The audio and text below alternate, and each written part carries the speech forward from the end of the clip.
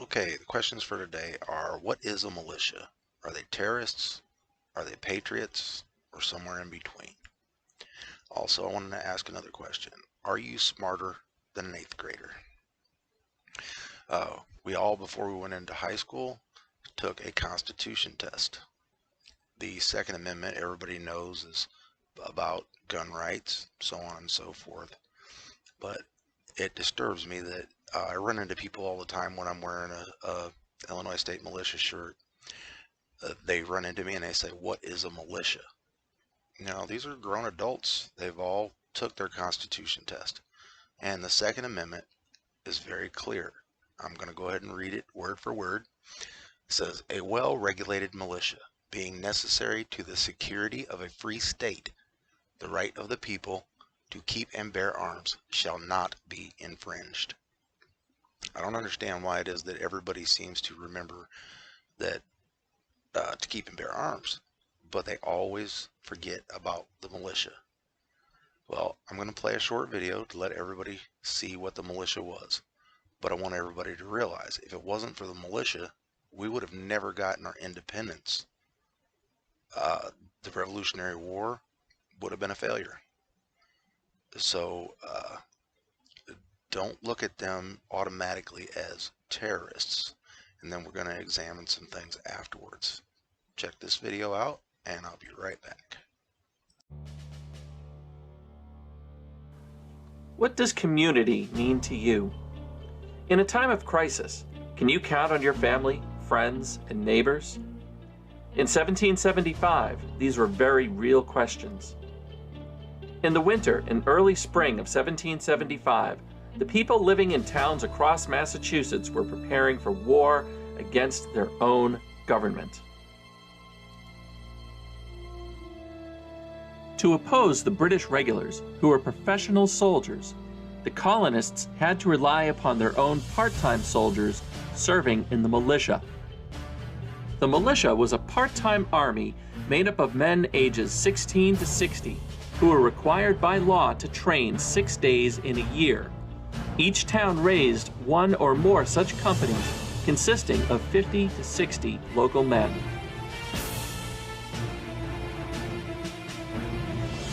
There was also an alarm list made up of men exempted from training, like older men, ministers, former officers, college students, sailors, and fishermen.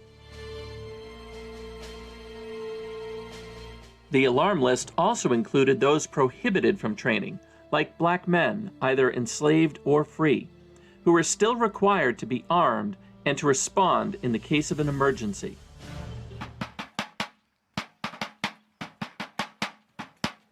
In late 1774, towns began raising special volunteer companies of what were called Minutemen, who would train every week and be ready to answer the call to arms at a minute's warning.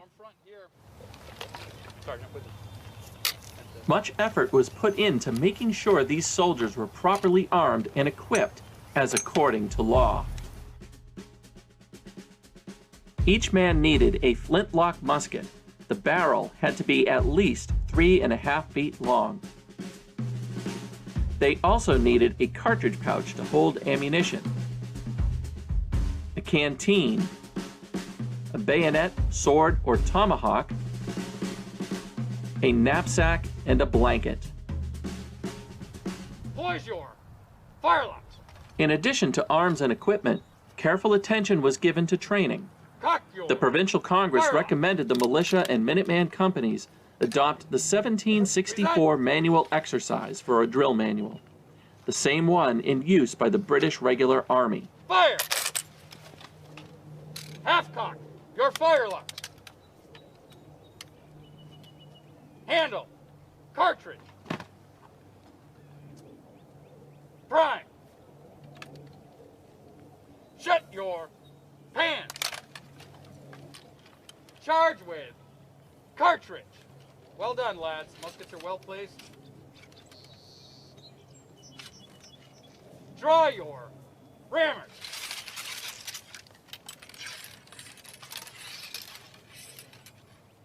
Ram down your cartridge.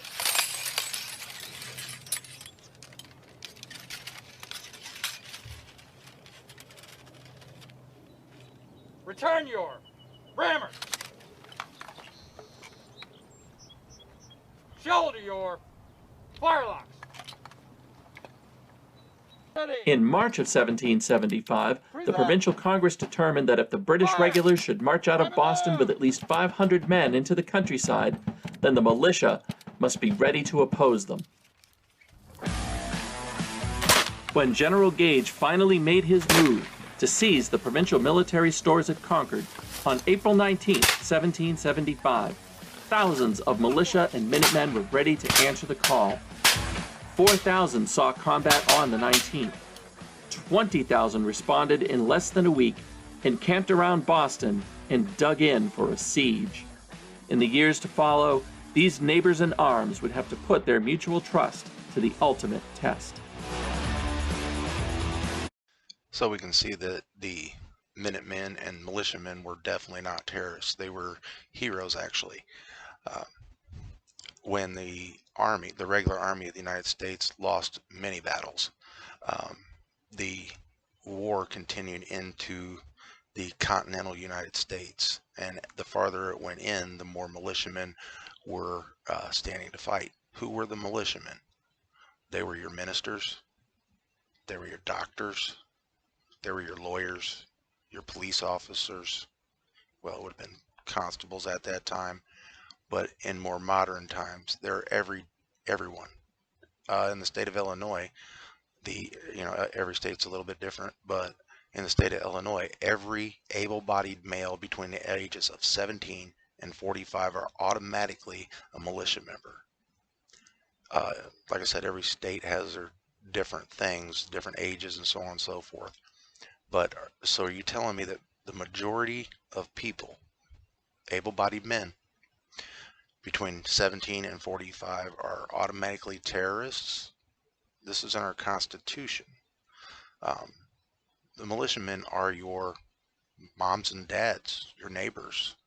It's everybody who would stand up to protect their communities during some kind of uprising. If Chinese were to invade or something like that, it's every American, every able-bodied American's duty to stand up and fight for your country. There are a lot of different like white supremacist groups that call themselves militias, but they're not militias. Those are white supremacist scumbags is what they are. I've had personal experiences with two different militias here in Illinois. One being Sons of Liberty. It was the first one that I joined. I was a chaplain with them for not a whole long period of time, probably a couple years, maybe 3 years, I'm not sure. But I'll tell you what, they're great people. Everybody that I met there were really good people. Most of them are God-fearing. All of them are constitutionalists, believe in the law, are not anti-government, not racist in any way, shape, form, or fashion. And that stands for both militias that I've been involved with. They've been excellent, just tip-top people, good people, do anything for you. The other one is Illinois State Militia, which I'm still a member.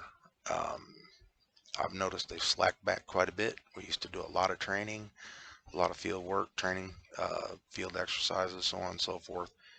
And it's hard to even contact anybody now that everybody's being called a terrorist after the January 6th, quote, insurrection. It definitely wasn't an insurrection. I mean, if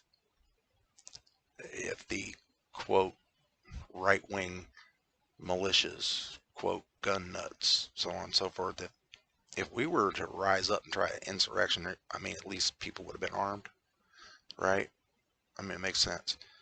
And nobody was armed. It wasn't an insurrection. That was a protest. It got blown out of proportion. There was a lot of Antifa that was there. I mean, there's videos all over the internet of black buses being pulled in while some of the Capitol Police were actually opening the barricades and waving in these Antifa protesters. The Antifa were all wearing, I think it was like orange scarves. They were all wearing something similar. They were all wearing like pro-Trump stuff, but every single one of them had like a orange scarf or something. I can't remember what it was, but they were all coming off the bus, and it showed them all very clear. And they were the ones that started everything. There's a lot of videos now. I haven't really looked into it, but there's a lot of videos now showing that Ashley Babbitt, that was killed in the Capitol, she was the one shot, that she wasn't actually breaking through the window, that she was stopping one of those known Antifa uh, infiltrators.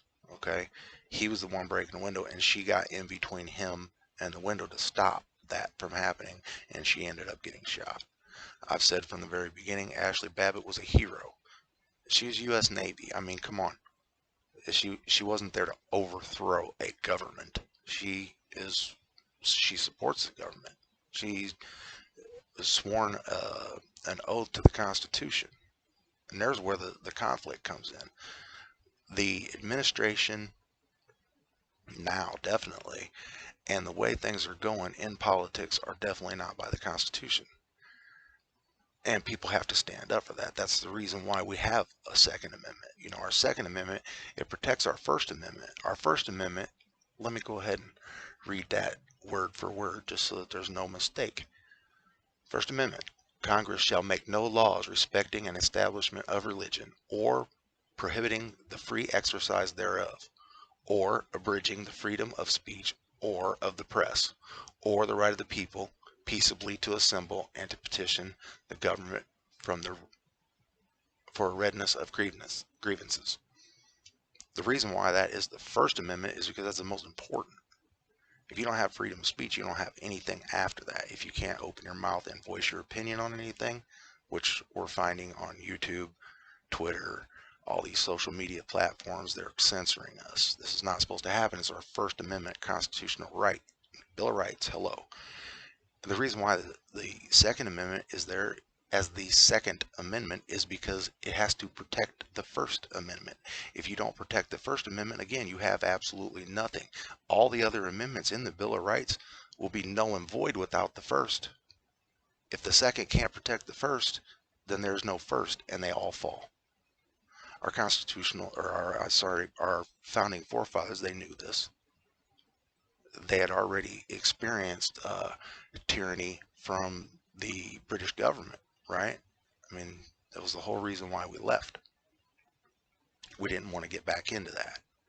It's the reason why the forefathers put all this stuff in there so that we would be a government for the people, by the people. Well, we, the people, need to stand up and start talking about it before this Constitution is gone. They're trying to rewrite everything and change everything. It's crazy. But if we don't start speaking up with a voice, we're not going to have a voice to speak. If we don't use our voice, then we're going to have to use our Second Amendment. Start using your voice. Start using your voice. We don't need to have to use our Second Amendment. We don't want that. So start using your voice. And when people ask you what a militia is, maybe you'll know now. And stop having such a negative view on it, because I'll tell you the media has twisted this into something that it is not, never was, and never will be. The people that I know that are in these militias, they're good people, man. They're not going to stand for all the terroristic stuff that the news media says that they do. It's just not going to happen. You got your weirdos out there, but hopefully they all go down. Militias are good people, God-fearing people, and God bless every militia in the United States that have a good heart and they're constitutionalists. And as far as the bad ones, you can kiss a butt. Storm Shadow 1211 out.